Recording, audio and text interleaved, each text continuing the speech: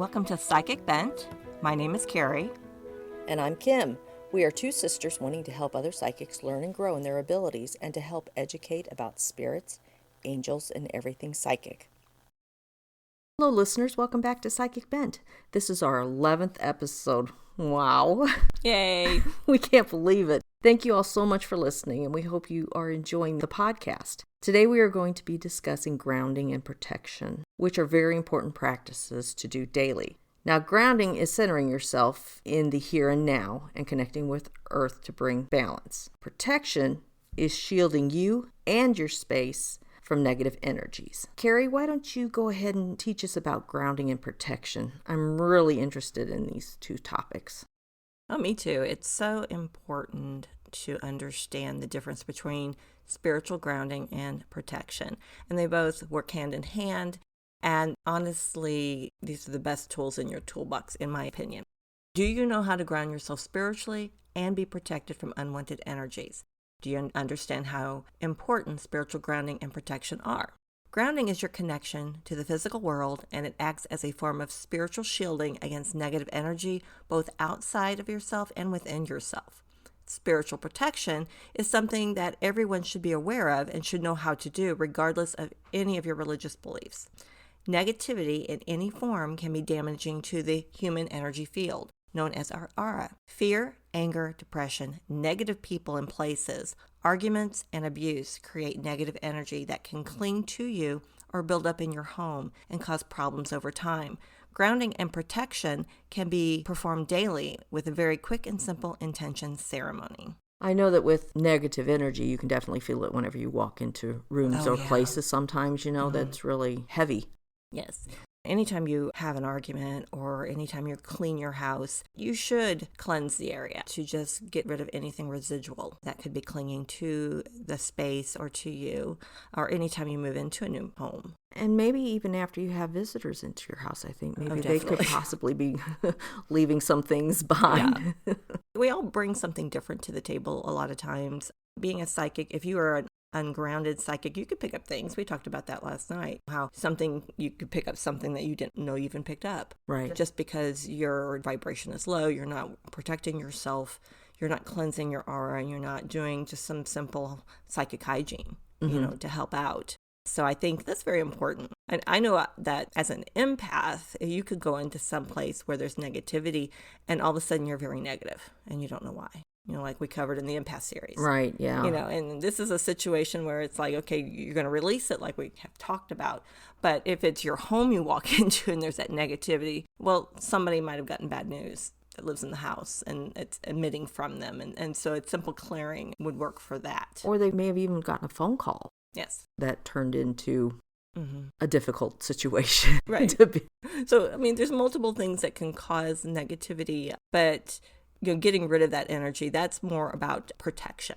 That's your protection standpoint more so than grounding. But if you're ungrounded, you're going to attract that. Mm-hmm. So it's kind of like, that's why they kind of go hand in hand.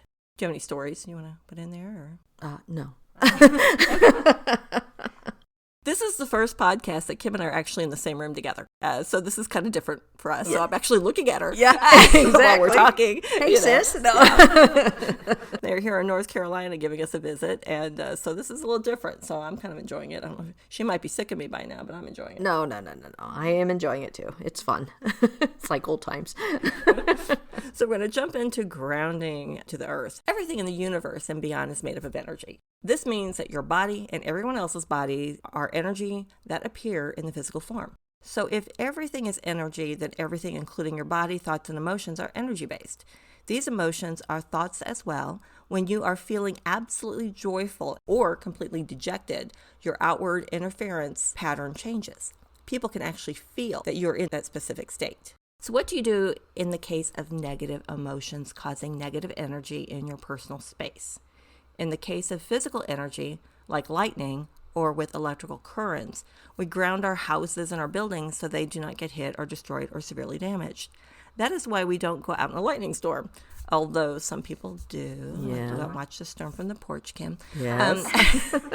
But you also don't want to be caught in a negative energy storm from another individual. In working with the spiritual world, grounding and protecting yourself is very important. You can protect yourself spiritually by grounding yourself physically to the earth. Grounding techniques we're going to go over, and one of the best way to ground yourself, Kim's going to go over right now. So earthing or grounding, what you want to do is find a quiet place, root your feet to the ground, place your feet directly touching the ground or the floor, because this could also be done inside. Absolutely. Try sitting in a chair with your feet on the ground about a hip width apart from each other. Keep your arms hanging loose and comfortable at your sides. Practice better breathing. Breathe deeply from your diaphragm. As you inhale, push out these muscles of the lower belly or the solar plexus or the root chakra, and feel the rib cage expand. Hold your breath for about 2 seconds. Exhale by bringing your diaphragm muscles back inward towards your belly. The inhale and exhale will be through your nose. This reduces stress and helps optimize the amount of oxygen your lungs take in. Inhale to accept positive things. Exhale to repel negative things. And that technique can be done, like if you're having a bad day at work or something and you just need to go to the restroom and just do that. Just that small beginning technique Right. would even enhance without doing the whole meditation thing. Right. Really help you out. Exactly. So then you're going to be connecting to the earth. Close your eyes and imagine your feet are rooted to the core of the earth beneath you. Exert your energy downward. The roots you imagine should sprout from your feet deep down into the earth and spread out. You can now send your feelings of pain, frustration, anger, bitterness, overwhelming feelings, whatever, down into the earth to remove them from you. It's a psychic toilet flush. The psychic toilet flush. of everything going down to your feet, into the earth. Goodbye. Goodbye. Don't It's come back. gone. And then positive energy can come back to you from the earth. Awesome. It's a really easy technique, and it really works. Mm-hmm. So I think it's not a 20-minute meditation, but you can if you want. But it's a real quick, get that protection going and get the grounding going. So it's a really good. And that part really helps when you're in a very stressful work environment. Yes. To ground that. To just get that quick grounding. Yep. Yeah. Or if you've just had a bad situation or at the grocery store or something and you get in the car and you're like, okay. And just kind of take a few minutes and do that quick grounding. We're going to begin by focusing on your base chakra or your first root chakra. The area is at the base of your spine. Whether sitting or standing, you're going to visualize a flow of energy that goes from there all the way to the center of the earth. As it is pure energy, it will flow effortlessly through all layers of physical matter. You can also use this grounding to cleanse the first chakra by allowing foreign energy and outdated concepts to be released, then centering yourself. If you are choosing to hold a crystal while grounding, allow the energy to work in harmony with the crystal and allow all the energy to flow through you and the stone. Crystals are very helpful in grounding and protecting as they hold the vibrational frequency of the earth. This flow of energy can look like anything you wish. You can choose to visualize what works well with you. I use tree roots. Some other suggestions you might like to try are a rope, a well, a tree, a giant root, or a waterfall. It can be whatever you wish, just as long as you feel the connection with it happening. That's interesting. A well. I'm trying to visualize that. As in, like... I visualize the old-fashioned well that you see in the movies with the little bucket. That's what I'm wondering. Yeah. Are you visualizing that you're lowering the bucket? Mm-hmm. I see. Into the abyss down below. Like you're filling up that bucket. Gotcha. And then lowering it away. Of course, a waterfall would be really easy too. Yeah, but to visualize. The well is the one I was like... Yeah, the well is like, let's fill that bucket up. Okay. Got it. Lower it in there. Let's contaminate that water. Yeah, let's contaminate it. Let's just contaminate it. But then your bucket's going to come back up with fresh water. Yeah, you're sending down the negative and bringing up... Yeah, so what you bring back up is the positive energy and to keep you going. The base root chakra is the closest to the ground from all the major chakras, and it has the lowest vibrational rate. This is because it acts as a connection grounding you to the physical world. Spirit has a high vibration, and physical reality is much lower vibration. And in order for the two realities to meet and interact, a bridge must be formed. and this bridge is your root chakra. So if your root chakra is out of line or having different issues, and I think, Kim, you're going to go over that a little bit later, aren't you, about the root chakra? I think so. Yes. So it's very important why this grounding is important to keep your root chakra open and that bridge working properly. This energy center is where you bring your spiritual creativity into physical manifestation. If you don't activate your first chakra by grounding yourself, then much of your information lies dormant. Also, if you don't clear your first chakra of unwanted energy, then your true information may become buried beneath concepts you have taken on from others, and sometimes it makes it difficult to manifest our intentions. Keep that root chakra good. Yeah. This is why grounding is so important. It helps you as a highly vibrational and spiritual being come more fully into your physical body and take more conscious control of your life. Grounding is an energy connection that you can create between your first chakra and the center of the earth, and it's energetic anchor that holds your focus on the physical plane. It stops you drifting off and daydreaming and keeps you in the here and now. So my gosh. Yeah, if you're having a day that you just can't focus, that's your root chakra screaming for help. It means that you just need to stop what you're doing, regardless of how chaotic the day is and what all you have to get done. You just need to stop and just, okay. We've all had those moments where it's very chaotic. The problem is when you have 3 psychic sisters, you get that, you need to go ground yourself. Wonder why I don't. Like, oh, well, maybe I do. That's when I get, go ground yourself. Yeah.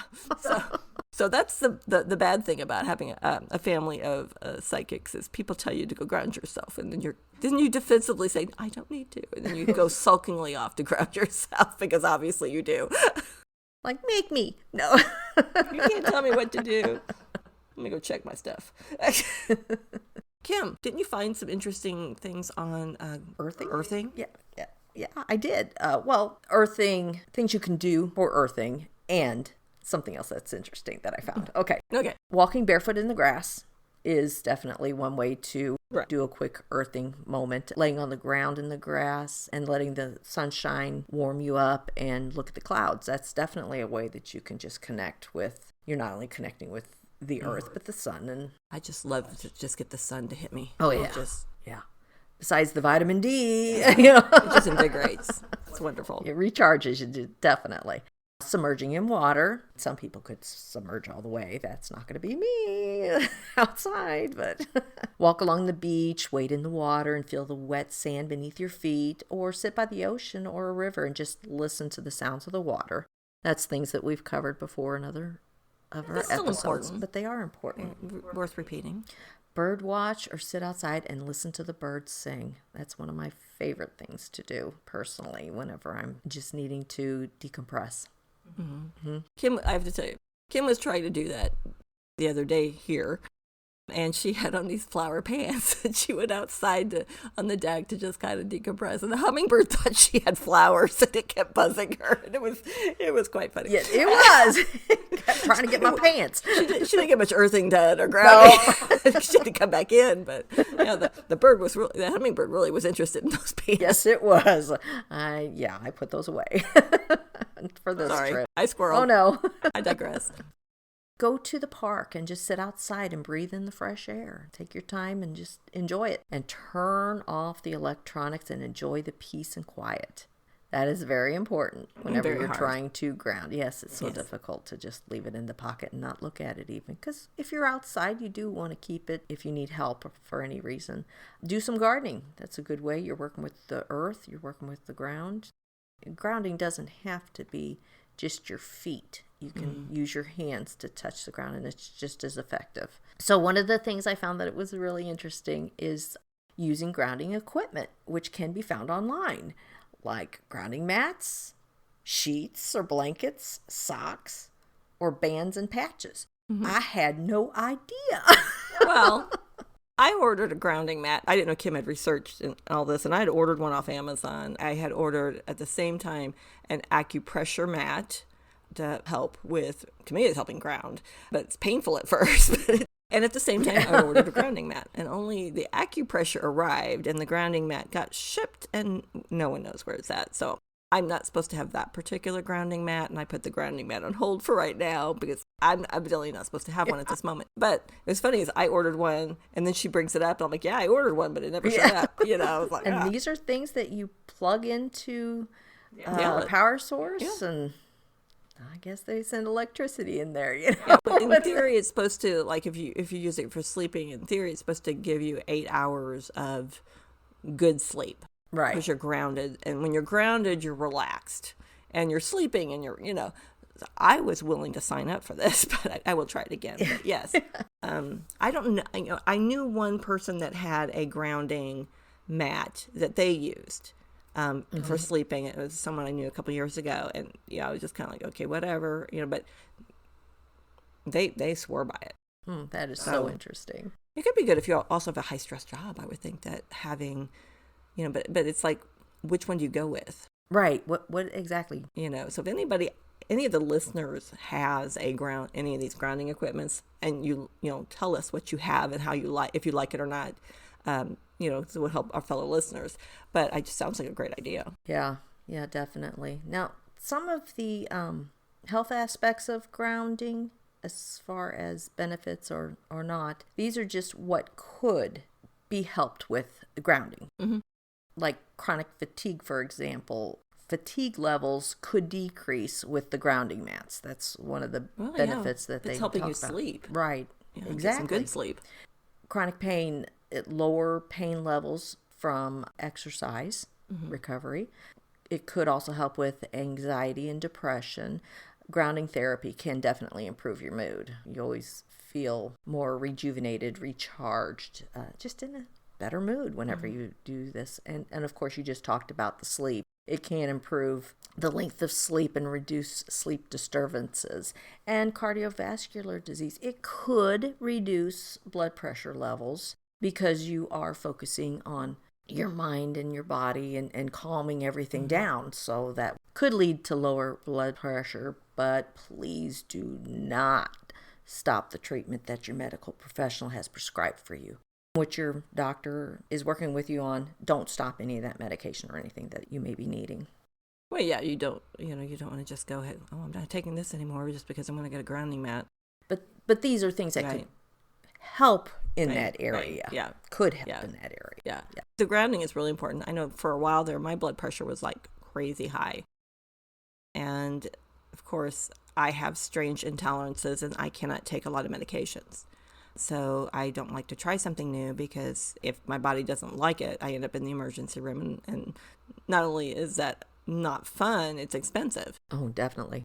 So grounding and meditating really helped. And then just making some simple lifestyle changes, like finding out what I was intolerant and quit eating those things, and my blood pressure, that doesn't mean it's perfect. If I'm not grounding myself and I'm not meditating, because we all get into life and it's easy to slip out of that meditating practice and that grounding practice. And all of a sudden you're like so ungrounded and you don't even know how you got there. Right. Those times is when the blood pressure can go back up. And Kim's going to go into the science of not being grounded. But I think that it's so easy with life to, I'm not going to meditate tonight. I'm just tired and just want to go to bed. And you start to step away from your spiritual practices, not on purpose. It's just life. You're going through something very traumatic and, something has turned your world upside down and you're focused on that and not understanding that, the other is going to help you deal with that.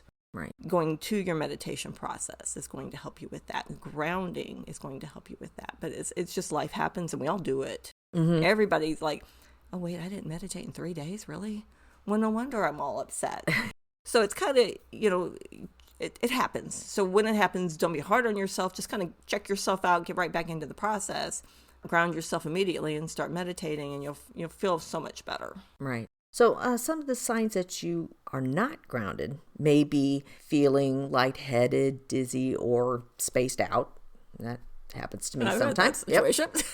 Do what? Yeah, sound familiar? Daydreaming constantly, lack of mental clarity and focus, feeling jumpy and hyperstimulated, feeling hypersensitive to sound or light. So more so than normal. More so than normal, right. Lack of energy, feeling worn out or constantly tired. Forgetfulness. getting lost or misplacing things frequently. Sorry, that one's me. Clumsiness or being accident prone. Well, check. That's a family trait. Yeah, that is a family trait. Excessive consumption of alcohol, food, or drugs. Having lower back pain or problems with the legs or feet. And being paranoid, distrusting, or overly materialistic. Interesting. Yes, those are interesting because some of those I wouldn't have thought of. The materialistic aspect of it. How's that related to grounding? Well, I guess you're not feeling good, so you're trying to fill a void. A lot of these though also kind of sound like depression. It does sound like depression. So if you're really depressed, you're obviously not grounded, and you're more than likely not meditating. But people with depression sometimes don't know they're depressed. Right. So it's kind of interesting how your root chakra is tied to this. Right. These symptoms that can be depression. Right. But it's also interesting with the materialistic. That just threw me off guard. That's funny. But I can see that. Like, you're all about the things. Yeah. It's things that make you feel better in the moment. Right. But not sustaining. Correct. That's interesting. But you wouldn't think about that. Right. Yeah. Right. Interesting. Okay. That's the one thing I pulled out of there that was just like, huh. You gave some great detail and great information. And I'm like, and I remember like years and years ago, gosh, I used to go on shopping sprees all the time. This was way, I'm talking, when I was in my, late 20s, early 30s. Yeah, probably. And that makes sense, for what was going on in my life at the time. And there was no spiritual practice.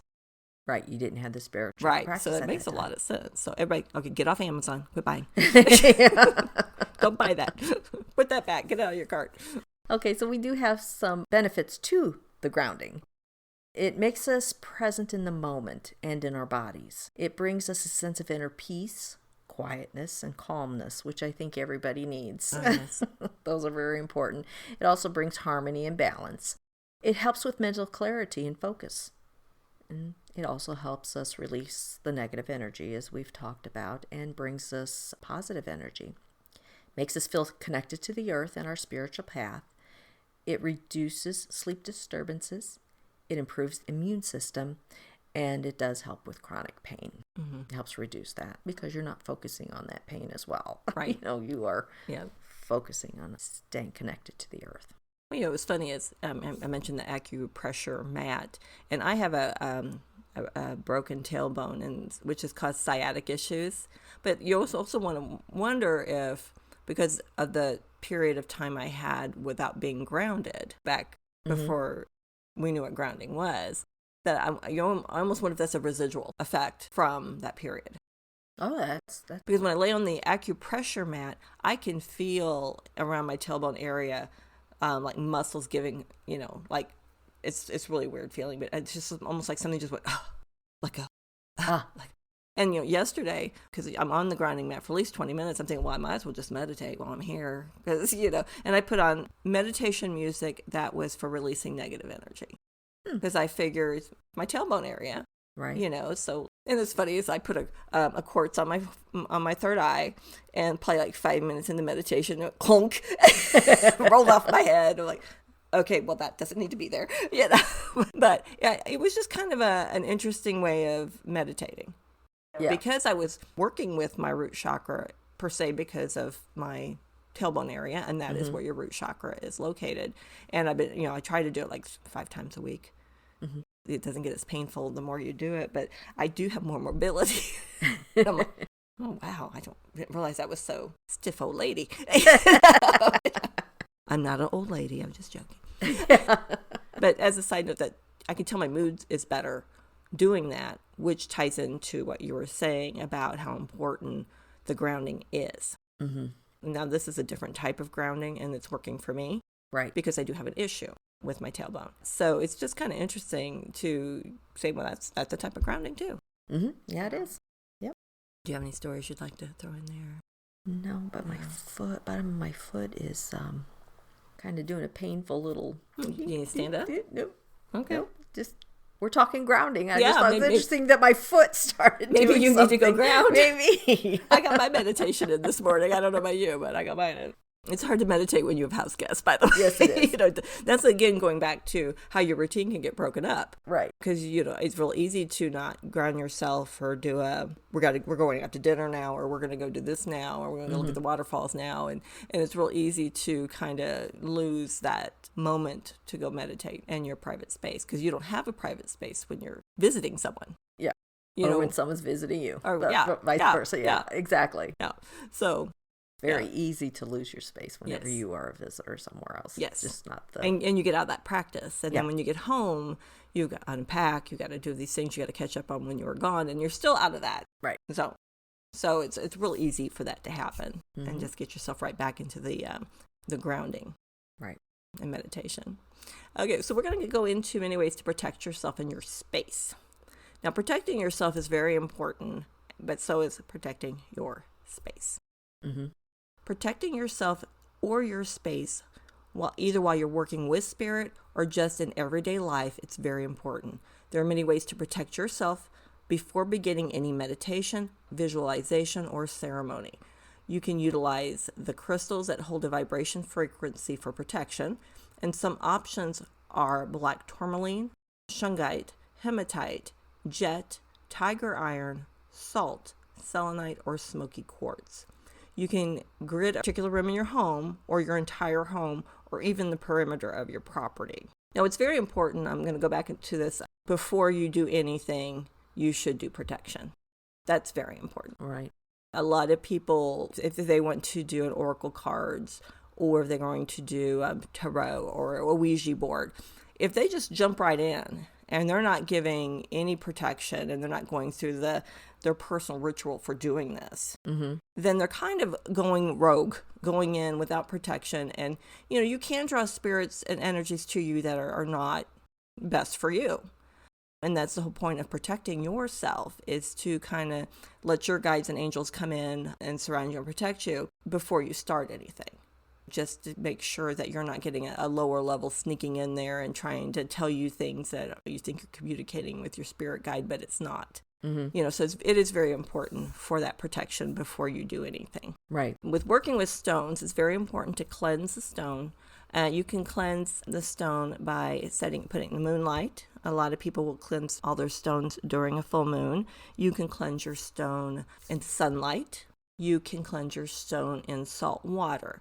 Now, if the stone ends in an ite, you cannot cleanse it in water. So like selenite, hematite, shungite, those stones really should not go in water. Because they'll dissolve. Selenite will. Yeah. The selenite will. Don't test that at home, but yes, it will. Yeah.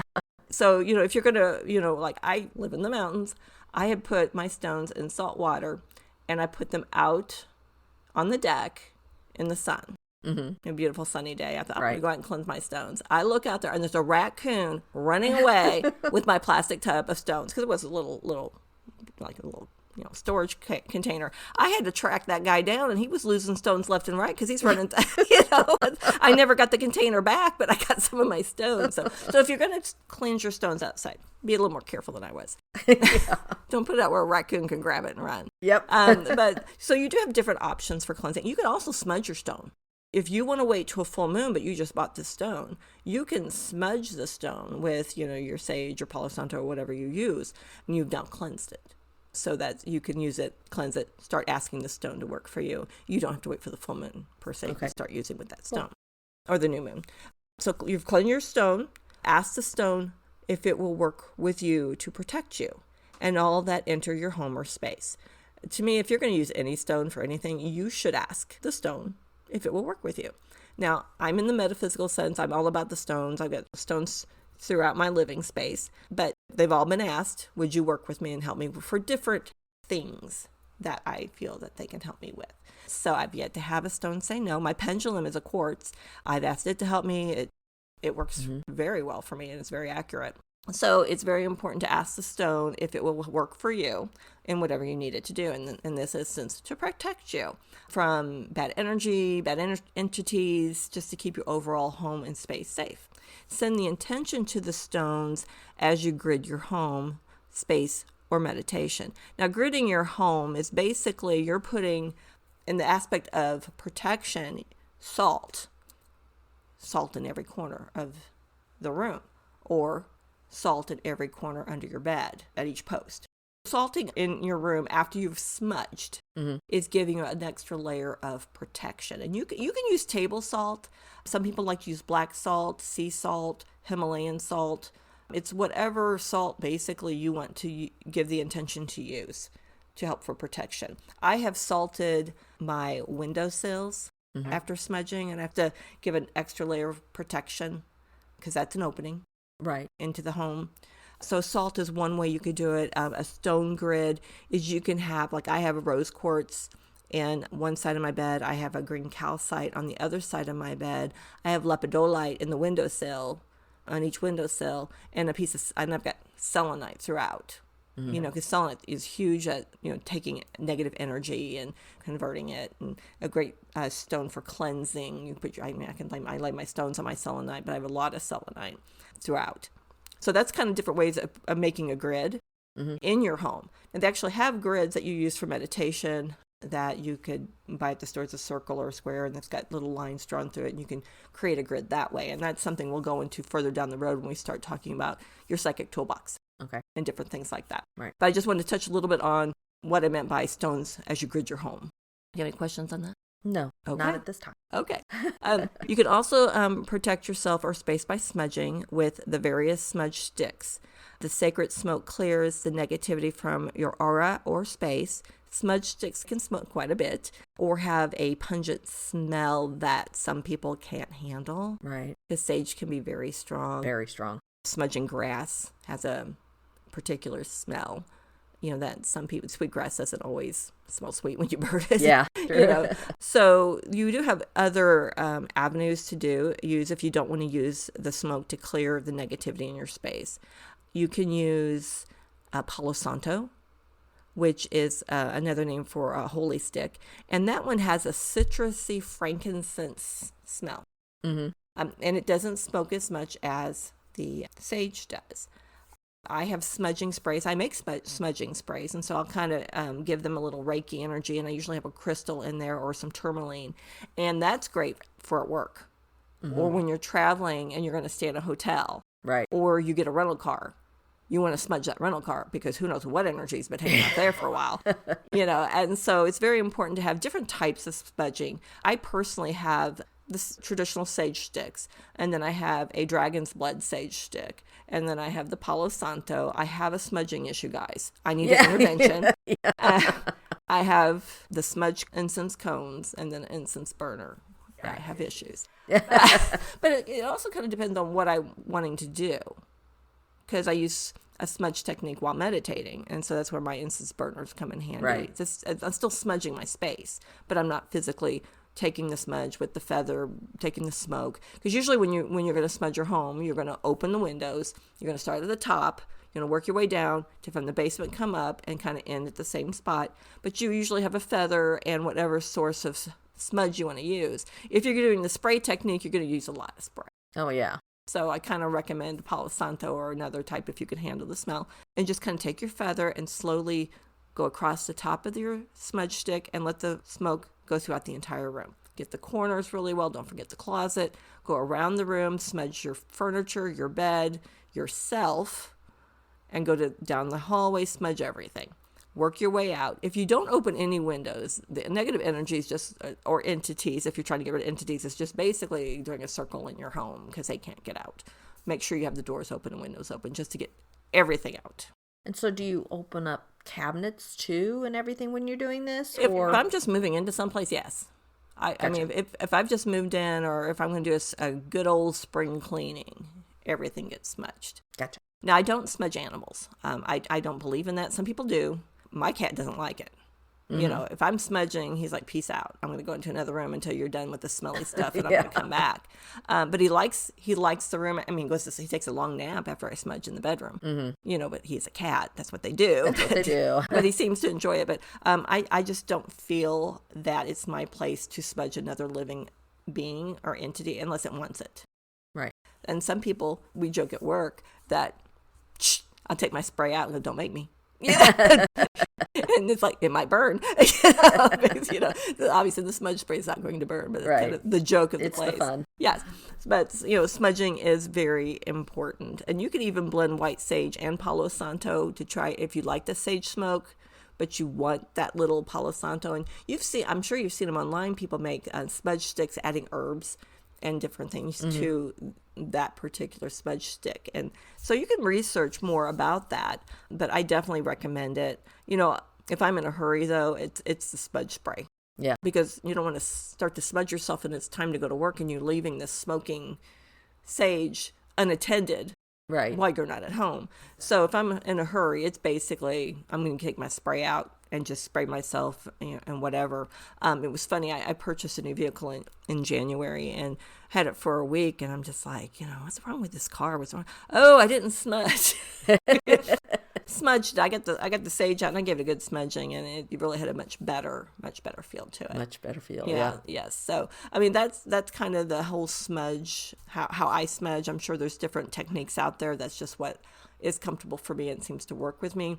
I do have to tell you, I have to throw in one story in an episode. When I first moved to Asheville, I had an apartment complex, and I was on the 3rd floor, and one night it's a 2-bedroom, and I used the 2nd bedroom just to store stuff in. That was it. I was single at the time, and just stored everything in there. And I'm sitting there watching TV. My back is to the bathroom out in the living space, and the hallway to the spare bedroom was behind me, and I had a curio cabinet with a mirror, and I saw a gray man, walk from the spare bedroom into the bathroom. And of course, I had all the lights off. I'm watching TV. I live alone. I'm like, what the heck? Yeah. I whip around. And it's like, why didn't I know you were here? Right. Why didn't I know you were here? But I didn't go in the spare bedroom. It basically moved everything in there. And you know how it is when you move. Yeah. It's just what I need right now is what I'm unpacking. And so basically stuff sat in that bedroom for a couple months. Right. So I wasn't going in there. And I thought, oh my gosh, I got to smudge. I got to get rid of this man. I don't know who this man is. But he made himself known. Just gonna truck it out. I'm like, what the? Where'd you come from? And, so I'm like, okay, I'm gonna smudge. Well, I go to work the next day, come home, coming up the groceries, the stairs. I fall all of a sudden, almost to the top of the stairs, and cut open my shin, sliced my pants. I'm bleeding, scared the poor people downstairs. They come running up. And it was like, I was going into smudge. Right. And I'm like, oh, this isn't good. Because in the chaos I had just moved cross country from Reno, Nevada. I was tired. I was, I'm trying to get things situated here, and I didn't smudge the apartment. Right. If I had, we would have met. Yeah. We would have met. So I had to smudge my apartment 3 times to get rid of him. Wow. And I've never had that much problem getting rid of somebody. But I think when I fell, I felt like he was behind that. Mm-hmm. And I was intimidated. Yeah. And I wasn't taking of my power of, you're leaving. This is my space. And it got so bad. I smudged once, and he was still there. And then the apartment management called and said I was making too much noise at 3 a.m. And I'm like, I'm sleeping at 3 a.m. I don't know what you're talking about. Well, the people below me said that their child was being awakened every night at 3 a.m. Well, that room was right below the second, my spare bedroom. Mm-hmm. And I'm like, okay, you need to knock it off and you need to go. So the second time I smudge, I swear to you, he comes up and I see him look over, put his head over, look at my smudge pot. It's like he's blocking my view of the smudge pot with his head. Mm-hmm. Mm-hmm. And then turns and looks at me. And I'm like, oh my gosh. I'm like, you're going to go. But each time I smudged, he got lighter. He was fading. Yeah. So it took 3. Wow. I had to salt everything to keep him from coming back in, because he was so hard I've never had that kind of problem before getting rid of an entity. Mm-hmm. And I don't know who it was. Obviously it was in the apartment when I moved in. Right. Because, it was very well established. But, I had to salt all the windows, all the doors. Each time I smudged, I salted. And it was until, and I had to, I really had to You worked on that You're one. going. And I had to call in help. I mean, I had to call in spirit team to help me get rid of this person. I mean, because he was being flippant with me too. Like, what do you think you're doing? I'm like, this is not how this is supposed to be. Right. So I really don't know what he was, but he had to go. Right. He had to go. And I didn't have any more phone calls from management telling me to be quiet at 3 a.m, which was good. That's good. But, that's why it's important to smudge and to set intention on smudging. I was just so caught off guard with the fall and everything because I could have been hurt a lot worse. And it was kind of caught me off guard, and it made me question things that I knew I could do. Right. Like, I'm in charge here. No, don't make me call my spirit team. Don't make me call Michael. Archangel Michael can be here any minute now. Don't make me. But it was kind of like the whole thing kind of, I guess it caught me so off guard. Right. But I also wasn't meditating, praying like I should be, which is kind of like it all tied together. All tied together. Yeah. Yep. So that was Carrie's spooky experience with trying to smudge somebody out of her life and her apartment. But again, that's why you need the importance of setting intention, doing the smudging, and making sure that you just get that space clean. And that's why and that's why I have to this day stones everywhere. Because I did not have stones everywhere. I have salt. I salt my cubicle at work. It's a haunted area. Right. I salt my cubicle at work once a week just because to keep my space safe. And I have stones all over my desk, and people know not to touch them. But this is a great practice to get into to protect yourself, because I think that so many people don't. Right. And if you're psychic, it's so important. I agree. It is extremely important. So one way that you can also protect yourself is by what's called energy shielding, and is to visually feel or think of yourself surrounded in a cocoon of light and energy. This is a fast and easy and effective way to protect yourself in an area that has negative energy. You might need to reshield yourself periodically because it does wear off, especially if you're in a negative environment. Feeling warmth, vibrations, chills, or tingling around you are signs that you can feel your energy bubble. Not everyone experiences these things, though. You need to trust it is in place and you are protected. Believing is the key. Different colors can be used for different purposes, like a white light is an all-purpose protection. This invokes angels to protect you from harm, often against crime or physical attacks, negative energy. Gold is another color that can be used and is the highest vibrational color and is associated with archangels. Only energy of the highest good can get through that gold light. It is used for the general protection, and it will raise your vibrational rate. A green light is an example that you can envision and is healing and rejuvenating. This is used when you are sick or ill. That'll help you feel better. Now, the lead shield is one that I found that was very interesting. I haven't heard of the lead shield myself. What is that? Well, it is the ultimate shield against toxic energy because nothing can permeate lead. Seeing yourself surrounded by a lightweight lead bubble shield whenever you are in a toxic environment or around conflict or when feeling very vulnerable. It's something that will definitely keep things out and not let it come back in. Okay, that's interesting. Yeah. I can see that. Right. Yeah. Right. Then there's the mirror ball, or I like my mirrors, mirror. but the mirror ball is all around you, not just the front, back, sides, or whatever. So picture it as a ball. Is used when you are feeling vulnerable to an attack or when you're going into a harsh environment such as crowds or an intense business meeting. You're reflecting back to everybody their energy and can't get in. Yep, all dark energy or negative emotions bounce away from the ball. It just goes right back to them and away from you. Keeps you in your zen. Keeps everything out. Yeah.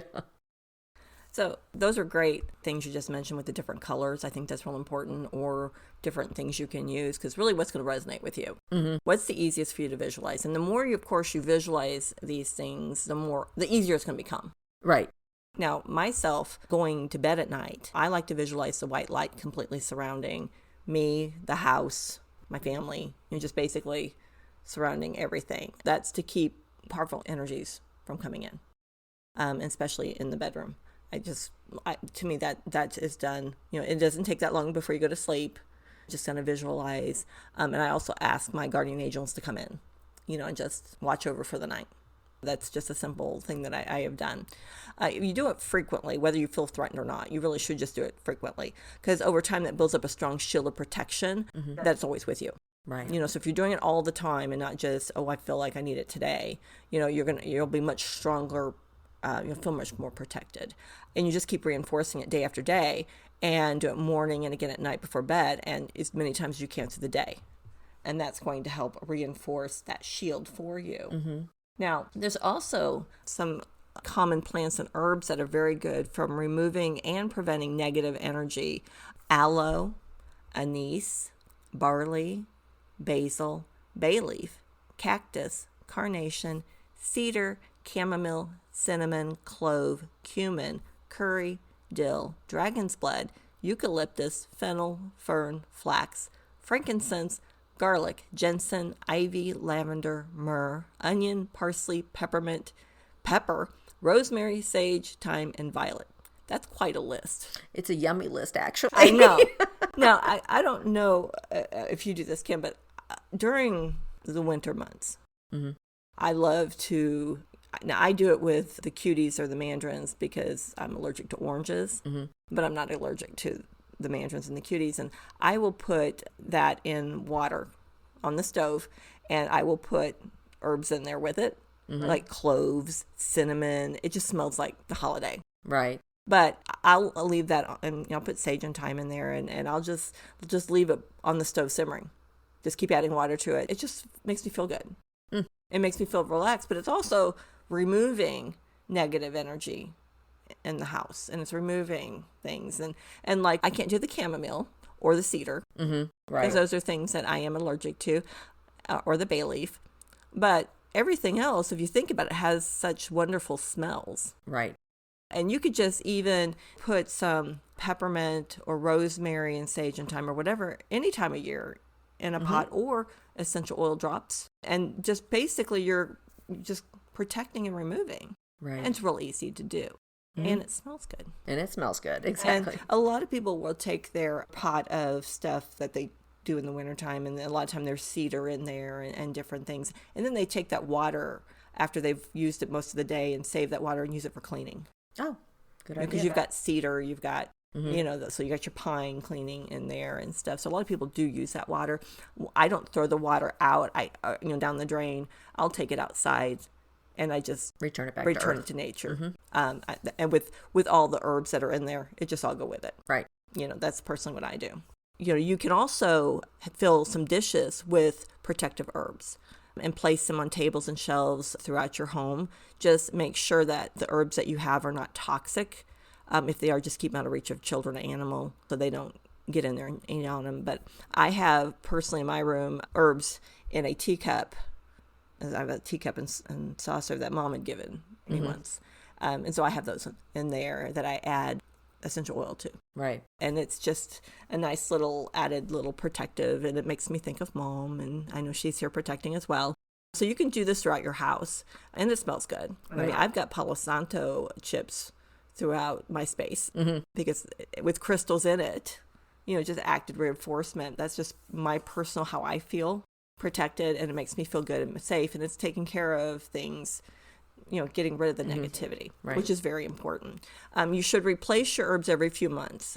And again, sprinkle them outside, return them to nature. I mean, when I'm done smudging, I take my ash and take it outside, and I will actually sprinkle the ash along the doorway, outside. Right.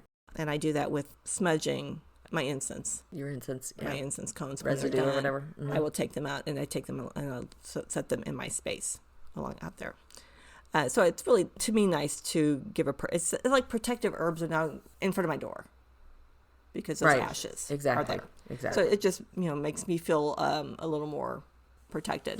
Now, another thing that we really didn't talk about when we were having our notes is bells. Bells on doors keep negative energy away. And I have an evil eye on my door. It's shaped like a tree of life with evil eyes and bells.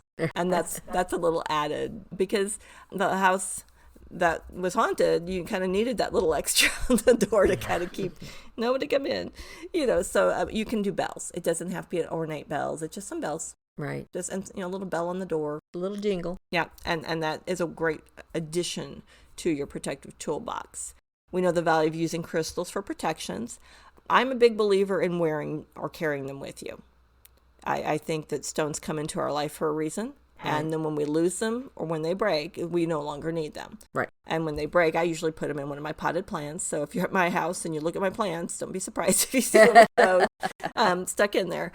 Because, I'm returning them to the earth somewhat. But you can carry stones in a little bag. You can carry them. Some people carry them in the bras, a little pouch, a medicine bag. Mm-hmm. Wear them. Yeah. I'm always having something on at some point. I usually wear my protective necklace that's got the 3 stones, Sakina, Labradorite, and Shungite. But I sometimes wear my quartz point. It's just kind of what I feel I need for the day. Some days, if it's going to be hectic, it's usually I have a rose quartz going on. Right. To try to, for that self-love and everything. And bracelets. If you're going to wear bracelets for protection or want to know the metaphysical aspect, your left arm is receiving, your right arm is drawing away from you. Mm-hmm. So keep that in mind when you wear your jewelry. If it's something that you want to draw towards you, like I wear a lot of hematite or moonstone and right. my bracelets and stuff. So they usually are on my left wrist because I'm going to draw that energy to me. But wearing the stones of protection and grounding, we infuse with our aura and those properties at all times. Many crystals are available in smaller sizes, like we talked about, to go in your pocket. Polished and small sizes are ideal to carry for every day or to, again, grid your house. Great. That's wonderful. Now, one thing that we haven't talked about is asking. Asking God, source, spirit, angels, or guides, whatever you call it. What resonates with you. Whatever resonates with you, to be present with you and protect you from any seen or unseen forces is the strongest method to use for protection. Archangel Michael is called upon to protect you in times of fear, anxiety, or danger. But you have to ask. Yeah, that's the key thing. Because, when you grow up in a religious environment, you're taught a dogma of don't say it out loud or you won't get it. Don't ask for more than what you need or you won't get it. And it's constantly don't say that because you're not going to get it. So ask for something a lot less. And it's like, well, no, ask for it. Mm-hmm. If it doesn't serve you, you won't get it. Or right. If it's not time, you won't get it. But if you need help and you need protection, why not? Ask for it. Well, I need help. Yeah, because the spirit realm is limited. Yes. The what they can do unless you ask, because you've got the free will. Mm-hmm. Yes. And they can't do it if you don't ask them to do it. Right. It's your free will to choose whether or not you want that. Exactly. And, but we're taught not to ask. Mm-hmm. If you're good, maybe your prayer would get answered. Or your prayer didn't get answered because you weren't good. Mm-hmm. And that's what we're taught. But right. It has nothing to do with being good. It has to do with, would you please just help me? I need your help. And, and I don't want to cross any religious lines or anything. But you know what? The angels are everywhere and they're not judging me. People are judging me. But the angels aren't. Right. And they're going to, if I ask Archangel Michael to help me, why wouldn't he? I deserve help when I need it. If I feel like I'm in a spiritual bad place and I need help, that's who I'm going to call. To like, hey, get on in here and help me out with this, or and if we talked about this on another episode. If you don't know what angel you need to help you, you just need the help. Right. Just say, whoever's in charge of this, I need your help. Please come and help me, and use positive words. Like don't I don't know if I'm worthy, but don't do that. Please, this is what's going on in my life. This is what I need help with. Please come help me. Right. And just. I can't do this alone, please. Yeah. And in many cases, they're just waiting for you to ask for help. They're not going to go, well, I don't know if I'm going to step in today. I don't like what her hair looks like, or, they're just waiting. Yes. And I just think that this portion is so very important, Kim, that people need to understand that anybody can ask for help. Right. And they deserve to ask for help. They do. You know, I mean, I had a situation that was very stressful, and I'm just like, okay, I need you to step in and take care of this. I don't know who you're going to be, but I need one of you to come and take care of this. And then, bam, okay, this happened. And I'm like, okay, well, then another thing happened on top of that. Okay, well, I need you now to do this. Right. And it was funny. It was almost like a chess match, you know, because this person came back with something negative, and then I'm like, okay, well, what are we doing? And then it was like, nope. And then, boom, this happened. It was like, okay.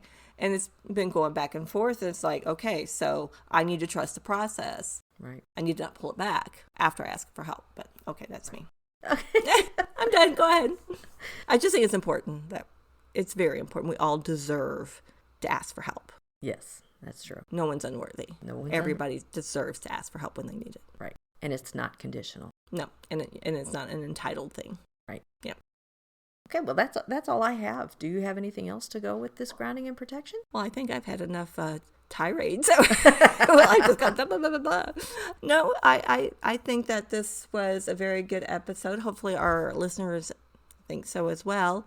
It's funny, my mother had lots of clocks that make noise, so we've been having to pause intermittently to let the clocks play so we can continue on. So hopefully Kim can make this work. Yeah, when she edits it, because it's like, oh, there goes another clock. Yeah. Well, thank you everybody for listening in on this episode. And our next episode, we will be covering the differences between psychic and mediums. And we're looking forward to that one. Yes, yep. We are. Thank you, everybody. Bye. May your light shine bright. Thank you so much for listening to our podcast, Psychic Bent. If you enjoyed Psychic Bent, please like, follow, rate, review, and subscribe wherever you listen to podcasts. We can be reached on Facebook at Psychic Bent Podcast. Our email address is psychicbent1@gmail.com. May your light shine bright.